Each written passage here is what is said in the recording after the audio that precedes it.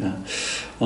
함께 같이 오늘 나누실 말씀 신명기 16장 9절에서 12절 말씀입니다. 신명기 16장 9절에서 12절 말씀 몇 구절 안 되니까요. 우리가 함께 같이 합독하면 좋겠습니다. 앞에 스크린을 보셔도 좋겠습니다. 신명기 16장 9절부터 12절까지 함께 같이 말씀 합독하도록 하겠습니다. 7주를 셀지니 곡식에 낫을 대는 첫날부터 7주를 세어 네 하나님 여호와 앞에 77절을 지키되 네 하나님 여호와께서 네게 복을 주신 대로 네 힘을 헤아려 자원하는 네 물을 드리고 너와 네 자녀와 노비와 네 성중에 있는 레위인과 및 너희 중에 있는 객과 고아와 과부가 함께 네 하나님 여호와께서 자기의 이름을 두시려고 택하신 곳에서 내 하나님 여호와 앞에서 즐거워할지니라. 너는 애굽에서 종되었던 것을 기억하고 이 규례를 지켜 행할지니라. 아멘. 네, 제가 말씀 나누기 전에요, 서로 좀 인사 나누면 좋겠습니다. 더위에 잘 지내셨냐고 한번 건강하시라고 함께. 네, 인사가 이게 간단하네요. 2025년 시작한 지가 엊그제 같은데 벌써 6개월이 지났습니다. 좀 에어컨이 약하면 좀 더 세게 드셔도 되겠습니다. 여기 리모컨 있습니다. 지나온 세월 생각하면 굉장히 빠른 것 같습니다. 제가 이제 고등학교 때 선생님이 늘 그런 이야기 하셨어요. 너희가 지금은 고등학교 시간이 지루하고 시간이 잘 안 가겠지만 너희도 나이 먹어보면 시간이 얼마나 빨리 가는 줄 알 거야 라고 하면서 10대 때는 시속 10km로 시간이 간대요. 근데 20대는 20km로 가는데 30대, 40대, 50대 가면 갈수록 50대는 50km로 가고 60대는 60km로 가고 이렇게 굉장히 빨리 간다는 거예요. 근데 그게 무슨 말인지 잘 몰랐는데요.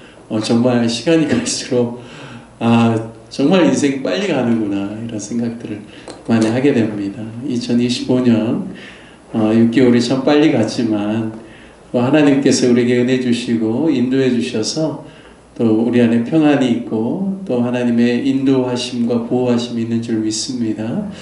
오늘 이제 저희가 맥주 감사 주일로 저희가 지키는데요.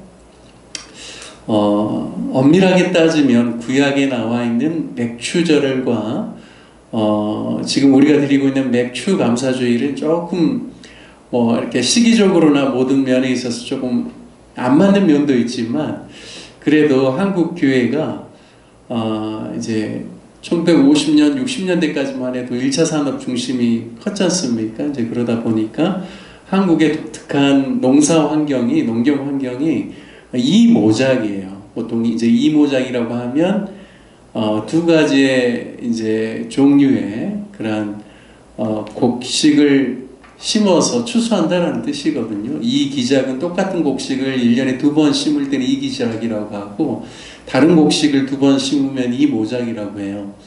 그래서 우리나라는 보통 11월에 보리씨를 뿌려가지고 보통 한 5월 말에서 6월 초에 한번 보리를 수확하고요.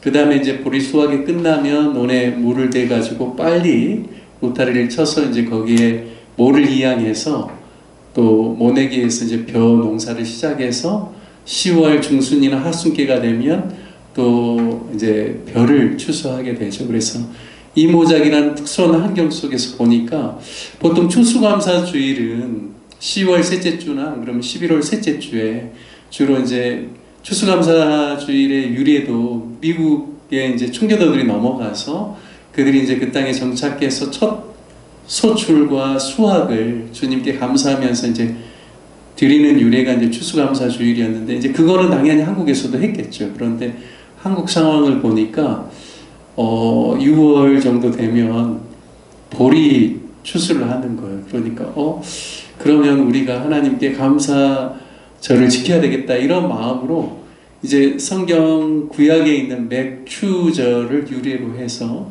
맥주 감사 주일로 7월 첫 주를 그렇게 이제 드리게 된 겁니다. 그래서 미국은 맥주 감사주일이 없어요. 영국이나 뭐 유럽도 없고요. 한국만 있는 절기라고 합니다. 그런데 오늘 저희가 맥주 감사주일이기 때문에 성경에 나와 있는, 특별히 구약에 나와 있는 하나님께서 꼭 이스라엘 백성들에게 1년에 3번 반드시 절기를 지키라라고 했던 유월절과 맥추절, 그리고 수장절, 추수감사주일이라고 할 수 있는, 그런 유리라고 할 수 있는 수장절, 이 3가지의 절기에 대해서 간단하게 좀 살펴보고, 맥추절에 우리가 또 가져야 될 우리의 마음의 태도, 신앙의 태도에 대해서 여러분과 함께 나누려고 합니다.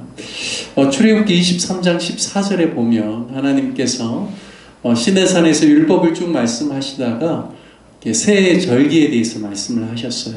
유월절과 또 칠칠절이라고 하는 맥추절, 그리고 초막절, 장막절이라고 하는 수장절, 이렇게 3가지에 대해서 말씀하시면서요. 출애굽기 23장 14절에는 너는 매년 3차 내게 절기를 지킬지니라 라고 말씀을 하셨습니다. 이 3차의 절기를 보면 유월절, 가로해서 제가 무교절이라고 했는데요. 유월절은 1월 14일 그들의 종교력, 그러니까 민간 달력과 종교 달력이 좀 달라요. 그래서 종교력을 정한 것은 출애굽한 것을 기념해서 하나님께서 이 출애굽한 이 달을 이제 너희가 종교력으로 첫 달로 삼아라라고 하셔서 이제 유월절이 시작되면서 그 해, 그 달이 된 겁니다. 그래서 1월 10일 날 너희가 양을 준비했다가 1월 14일 날 양을 잡아서 그 피를 문 좌우 지방과 문설주에 발라라. 그리고 너희가 그날에 고기를 삶지 말고 구워서 그것을 너희가 유월절 너희가 그 식탁을 먹어라 이제 이야기를 한 거죠. 그래서 유월절은 1월 14일 저녁에 시작됩니다. 그리고 밤중과 새벽까지 진행되고, 그리고 그 다음날 이제 동이 트면 유월절은 끝나고 이제 자기 집으로 귀가할 수가 있는 거죠. 그러면 유월절은 어떻게 보면 만 하루가 안 되는데요. 유월절과 더불어서 이어서 지키는 절기가 있습니다. 일주일간. 그게 무교절이라는 거예요. 그러니까 무교절은 뭐냐면 무교, 누룩교자거든요. 그래서 무교라는 것은 누룩을 넣지 않는 무교병 하면 떡병자예요. 떡을 먹는 그러한 절기가 무교절입니다. 그러니까 1월 15일부터요 이제 21일까지 일주일 동안은 이제 무교절을 지키는 거죠. 그러니까 이 무교절을 지키는 이유는 무엇이냐면 이스라엘 백성들이 이제 하나님께서 마지막 10번째 재앙으로 애굽의 모든 장자들과 첫것을 다 치지 않습니까? 그런데 그 피를 보고 죽음의 사자가 넘어갔기 때문에 이스라엘 백성들만 울음소리가 안 나는 거예요. 장자가 안 죽었죠. 그리고 이제 그들이 1월 15일 날 애굽을 나오게 돼요. 왜냐하면 바로 왕이 손을 들고 이제 너희 나가도 좋다 해가지고 나가게 된 거죠. 그러니까 이제 급하게 이들이 나와야 되니까 누룩을 넣고 빵을 반죽할 만한 시간적인 여유가 없어요. 그러니까 이제 누룩을 넣으면 이제 이게 숙성될 시간이 필요한데 이제 그럴 수가 없잖아요. 그래서 누룩 넣지 않은 떡을 가지고 그들이 나오게 된 겁니다. 그러니까 이 무교절이라는 것은 무엇이냐면 하나님께서 그들을 애굽의 종되었던 종살이로부터 그들을 해방시키고 구원하셨다라는 것을 기억하고, 그리고 그들이 하나님 없이 살아간다라면 얼마나 큰 노역과 고된 삶의 환경 가운데서 살아갈 수밖에 없는지 그것을 자손대대로 기억하라는 의미이죠. 그래서 이 무교절에는 무교병과 누룩 넣지 않은 떡과 함께 쓴나물을 먹게 되어 있습니다. 이 쓴나물은 애굽 생활의 고역과 고된 그러한 삶을 기억하게 하는 것이죠. 그래서 자녀들과 함께 이 무교절을 일주일 동안 지키게 하는 겁니다. 그래서 유월절과 함께 병행되는 절기가 무교절이고요.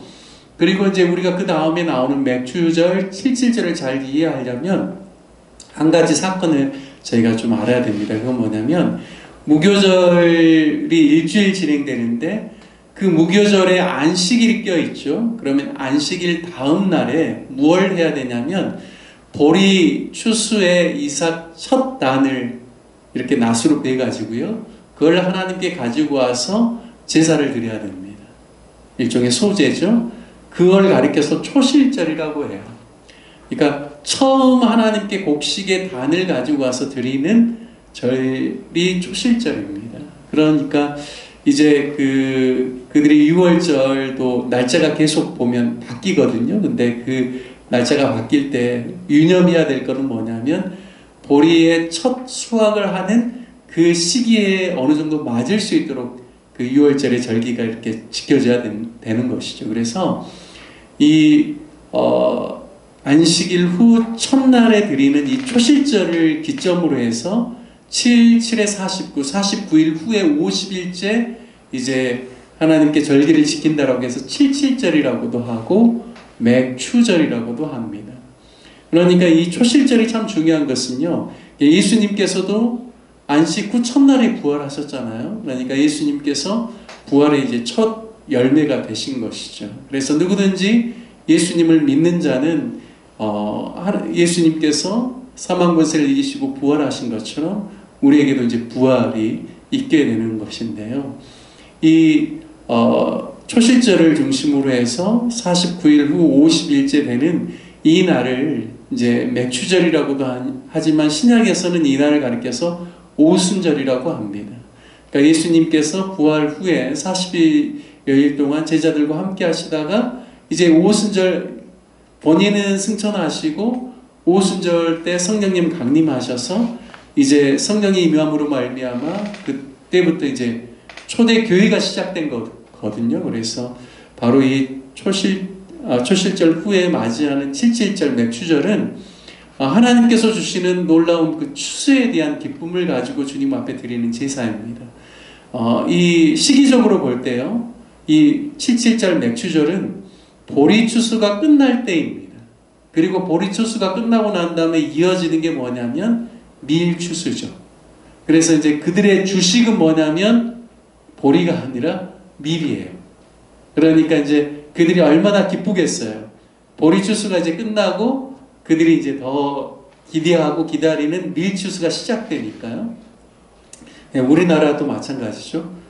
보리가 있지만 주로 우리가 먹는 건 쌀이잖아요. 그래서 이제 맥추절이라는 이 절기를 그래서 그들이 지키게 됩니다. 그리고 이제 마지막 절기가 한 9월 말에서 10월쯤 지키는 수장절입니다. 수장이라고 하는 것은 창고장자거든요. 그러니까 창고에다가 수확한 것들을 내가 이제 그 안에다 이제 집어 넣는다라고 해서 수장절이라고도 하는데 7월 15일부터 그리고 8일 동안 8일간 지키는 절기가 수장절입니다. 그래서 이 수장절 기간 안에 뭘 하냐면 초막절, 장막절이라고도 하는 그들이 출애굽하고 난 다음에 광야에서 40년 동안 생활했던 것을 기억하면서 그들이 텐트에서 살아왔잖아요. 그래서 그들이 그 광야의 생활들을 기억하면서 자녀들과 함께 같이 초막을 지어서 이렇게 8일 동안 지내게 하는 수장절, 초막절, 장막절이 있습니다.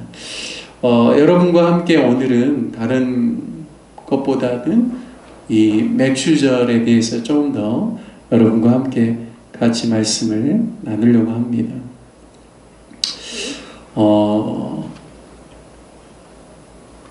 보리는 여러분 어떻게 생각하세요? 보리에 대한 기억이 있습니까? 있으시죠? 없으세요? 저는 보리에 대한 기억이 있습니다. 어렸을 때 그때는 밥통이 없었던 것 같아요. 보온 밥통이.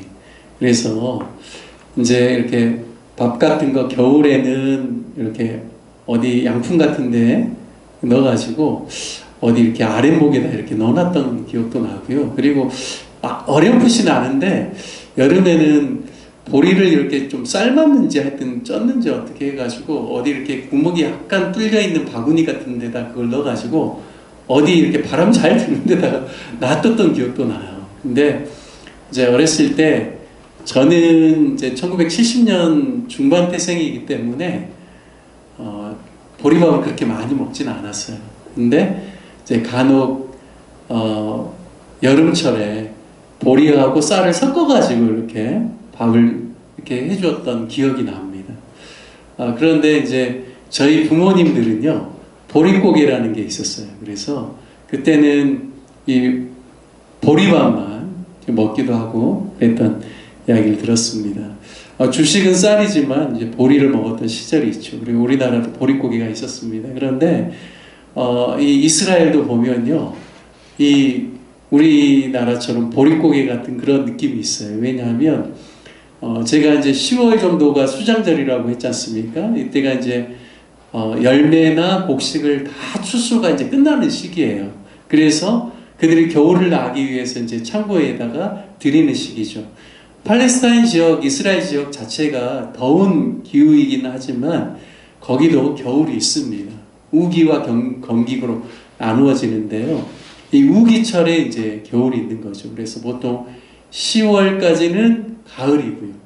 11월도 이제 가을로 볼 수 있습니다. 그런데 12월과 1월 달에는 비가 그래도 좀 많이 내리고요. 이때가 이제 좀 추워지는 이제 우기로서 이때를 이제 겨울이라고 합니다. 그래서 이제 10월에 추수가 끝나면 11월, 12월, 1월, 2월 달까지는 좀 먹을 게 있는데요. 이제 2월 지나면서부터 가난한 사람들은 먹을 게 떨어지는 거죠.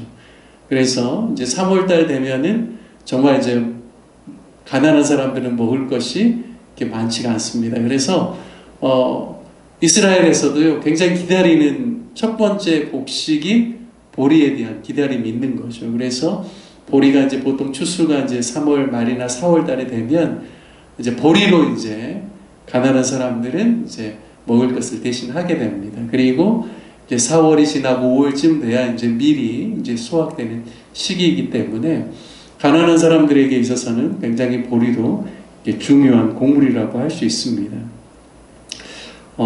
첫 번째, 저는 이제 그런 여러 가지 배경 가운데서 오늘 우리가 읽은 신명기 16장 9절 말씀에 보면 77절에 대한 규례를 이제 말씀을 합니다. 9절에 보면 7주를 셀지니 곡식의 낫을 대는 첫날부터 7주를 세라라고 합니다.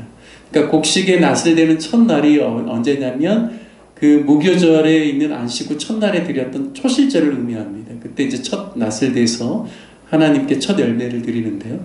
그때부터 해서 49일 지나고 난 다음에 이제 77절을 지키라는 것이죠. 10절 말씀에 보면 내 하나님 여호와 앞에 77절을 지키되 내 하나님 여호와께서 내게 복을 주신 대로 내 힘을 헤아려 자원하는 예물을 드리고 라고 말씀했습니다. 여러분 이 시기를 잘 살펴보십시오. 풍족한 시기인가요? 이 맥추절을 지키는 때가 풍족하지 않은 시기예요. 왜냐하면 이제 가을거지 끝나고 난 다음에 한참 수개월 지나고 난 다음에 먹을 것도 떨어지고 풍족함이 별로 없는 시기입니다. 그런데 하나님께서 77절을 지킬 때 내 하나님 여호와께서 내게 복을 주신 대로 내 힘을 헤아려서 자원하는 예물을 드리고, 자신의 힘을 헤아리라는 말이 어떤 의미일까요? 너무 막 무리되게 하는 게 아니라 내 형편과 상황 안에서도 내가 하나님 앞에 감사하고 만족할 수 있는 그 범위 내에서 하나님께 자원하는 예물을 주님 앞에 드리라는 겁니다.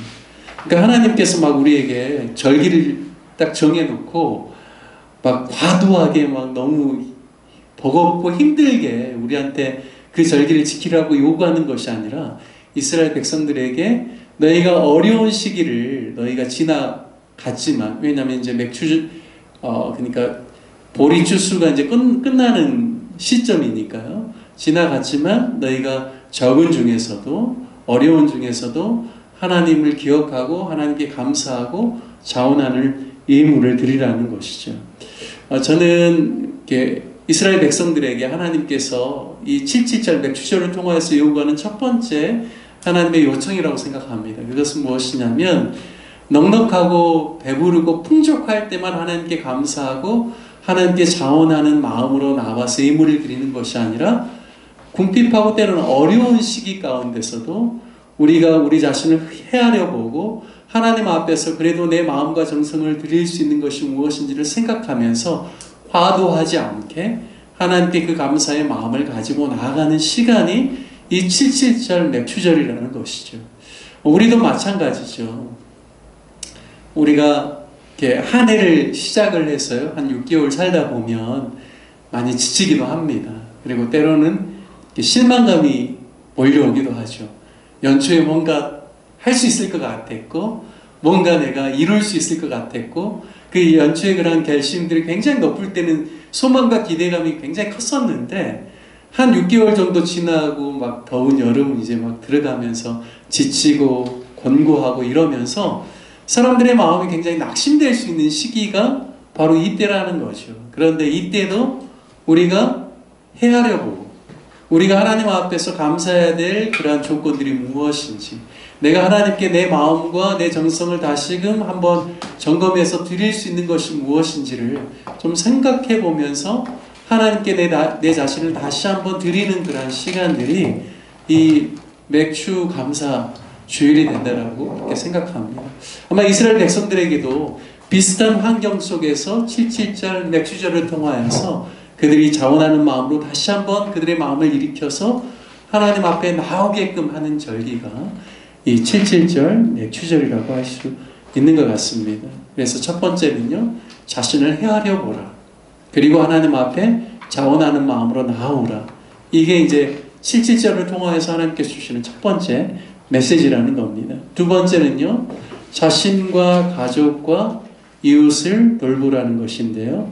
우리 11절 말씀 한번 같이 보도록 하겠습니다. 한번 같이 읽어볼까요? 스크린 보시고 함께 읽어도 좋겠습니다. 함께 읽습니다.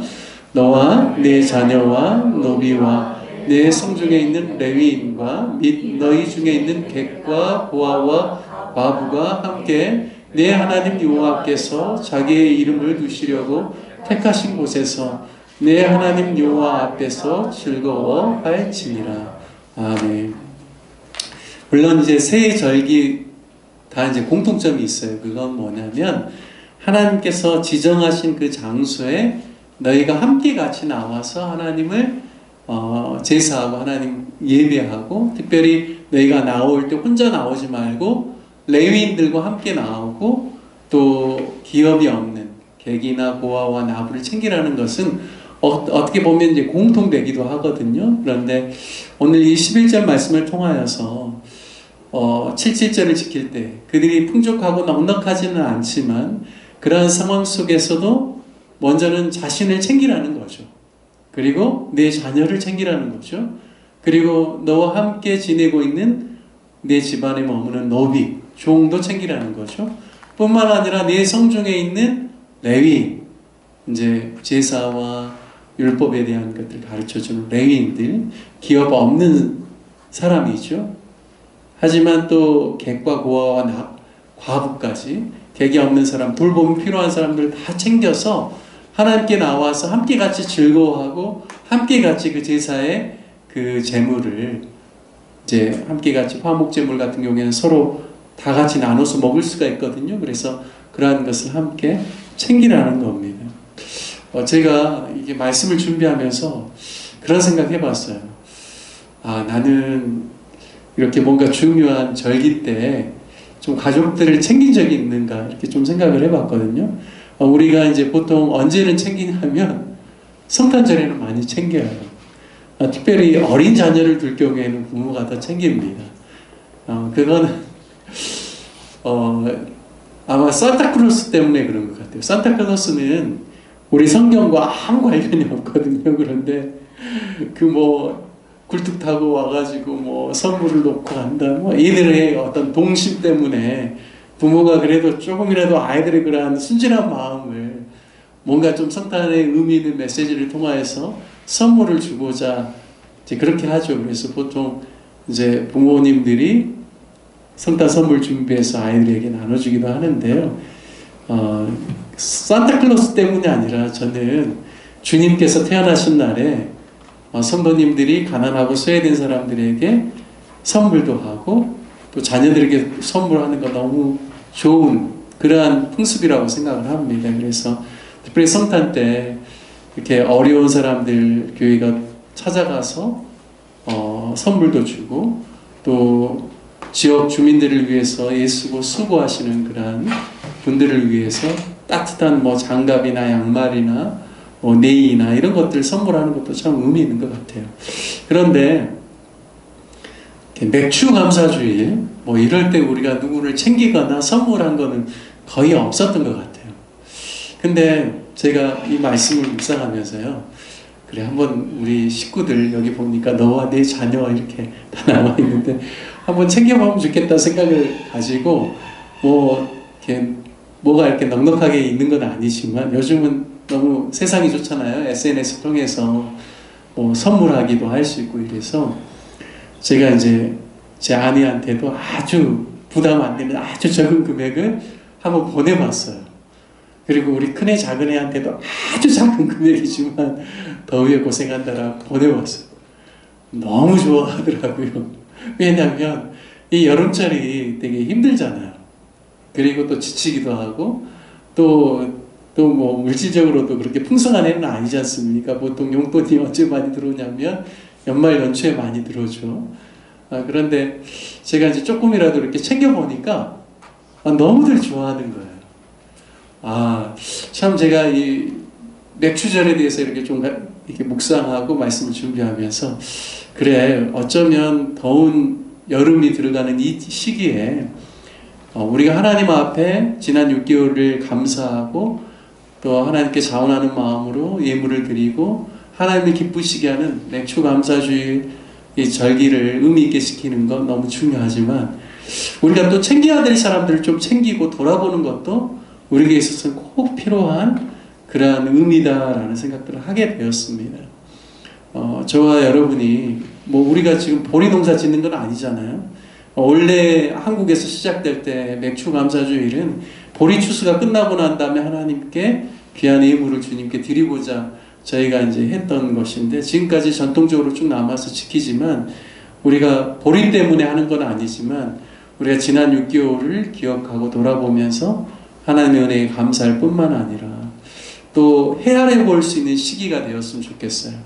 하나님 앞에서 우리가 정말 얼마나 시간들을 잘 보내고 또 하나님 앞에서 계획한 것들에 대해서 우리가 성의껏 잘 감당하고 있는지 헤아려 보는 시간, 또 내가 하나님 앞에서 어려운 중에서도 드릴 수 있는 게 무엇인지를 생각해 보는 시간이 되었으면 좋겠고요. 두 번째는 꼭 우리 가족들 챙기고 또 사랑하는 남편과 아내를 챙기고 또 함께하는 이웃들, 가까이 있는 우리 성도들, 우리 주변에 있는 사람들을 조금이라도 좀 챙길 수 있는 그런 시간들이 되어서 함께 같이 기뻐할 수 있는, 그래서 하반기를 시작할 때 우리가 더 기대와 소망을 가지고 기쁨과 감사를 가지고 시작할 수 있는 그러한 맥주 감사 주일이 되기를 주님의 이름으로 축복하고 간절히 소원합니다. 함께 같이 기도하기를 원합니다. 먼저는 말씀 생각하면서 좀 헤아려 보면 좋겠습니다. 지난 6개월 동안 하나님께서 나에게 베푸신 은혜들, 내가 감사해야 될 제목들에 대해서 좀 헤아려 보면서 하나님께 하나님 감사합니다.